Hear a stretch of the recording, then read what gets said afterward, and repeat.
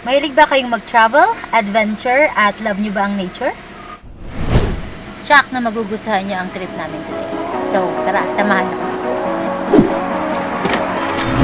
Step on the land, I've got your hand.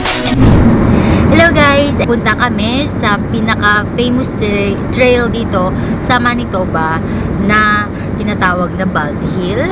Located siya inside Riding Mountain National Park. Check nyo sa mga video namin. May ginawa kaming cinematic film ng Riding Mountain. Ito rin ang aming magiging first stop for today. Now we're way down, fade down low. Was it your plan? Can't understand. I love the air you bring in. Nandito na kami sa Clear Lake ng Riding Mountain National Park. Sobrang ganda pa rin talaga niya. Kahit ilang beses na ako nakapunta dito, hindi ako magsasawang pumunta. Parang ang sarap-sarap tumambay. Pasyal lang kami dito ng konti. Pero dito na rin kami kain ng lunch. Tingnan nyo. Daming tao.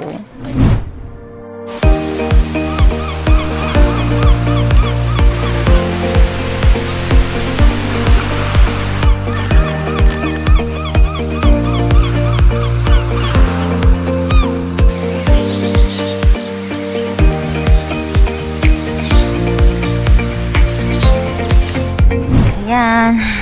Feeling comfy lang muna ako dito. Waiting for our order. Nakakapagod kasi maglakad. Gutom na kami. One eternity later. Nandito na yung orders namin. Pinagtatawanan niya ako. Ito na yung order namin. Order kami ng bison burger, puti na tsaka salad. Antay ko lang yung aking red velvet cake.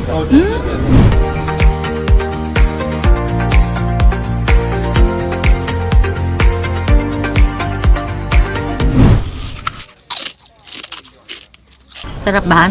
First time namin tikman tong bison burger. Sarap siya. Tikman ko na din siya. May iba siyang lasa sa beef. Kunwari diet kami.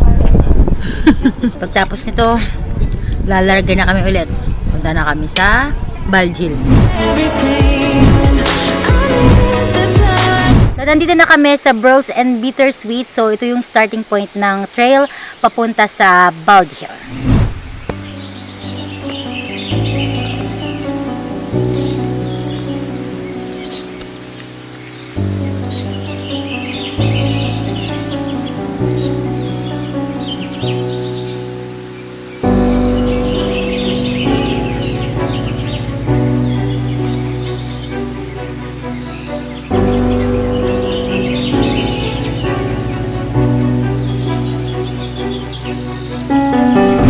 So, around 2 kilometers na yung nalakad namin.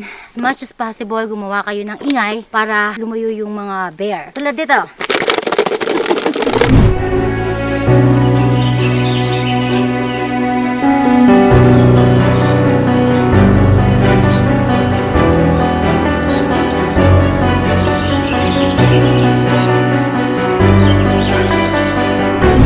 So, after 2.5 kilometers of walking, naka-encounter kami ng fork. My left and my right, sabi, always take left papunta sa Bald Hill. So, it's another 2.6 kilometer.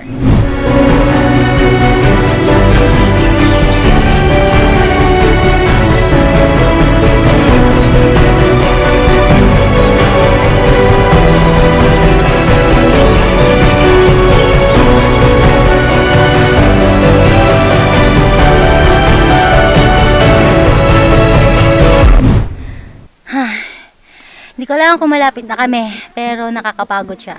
Hindi ko expect na may mga matatarik talaga na daan. So nakatagpo ako na ganitong upuan. Magre-rest kami for a while and then continue climb na ulit.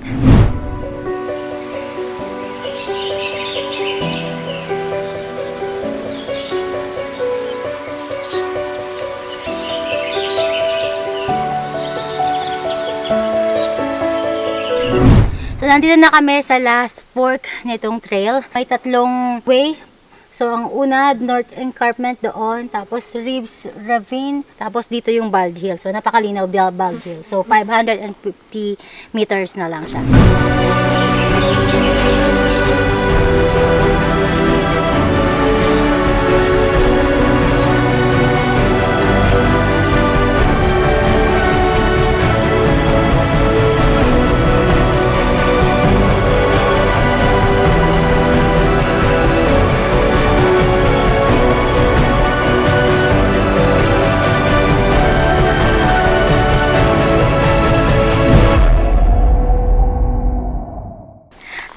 kami sa Bald Hill. So around 2 to 3 hours kami bago kami nakarating. I can say na worth it yung climb na to, yung trekking na to, kasi hindi ko ina-expect na may mga ganitong klaseng trail at trekking dito sa Manitoba. And ang ganda-ganda dito sa Tuktok. I suggest na puntahan nyo din to. Kung nandito lang din kayo sa Manitoba, why not? Don't forget to check out other cinematic film that we created.